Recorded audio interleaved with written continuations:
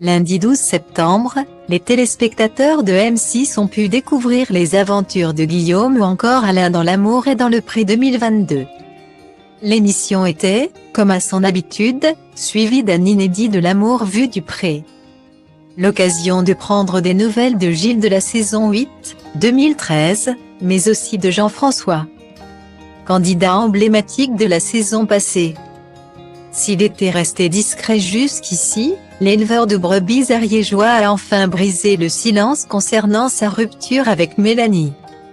Rappelons que lors du tournage de l'édition 2021, Jean-François avait eu un coup de cœur pour la belle brune venue tout droit de la même région que lui.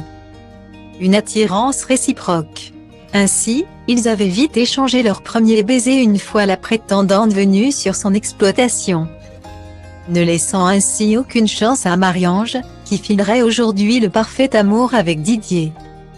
C'est ensemble que les deux candidats avaient fait leur arrivée devant Karine Le Marchand lors du bilan. Et rien ne laissait présager leur rupture peu de temps après. « Je ne suis plus avec Mélanie depuis le mois de décembre. On s'est séparés. On a arrêté du jour au lendemain.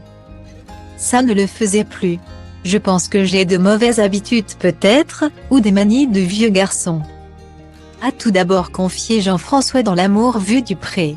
Cette histoire d'amour a permis à Jean-François de mieux se connaître et de savoir ce qu'il souhaitait réellement.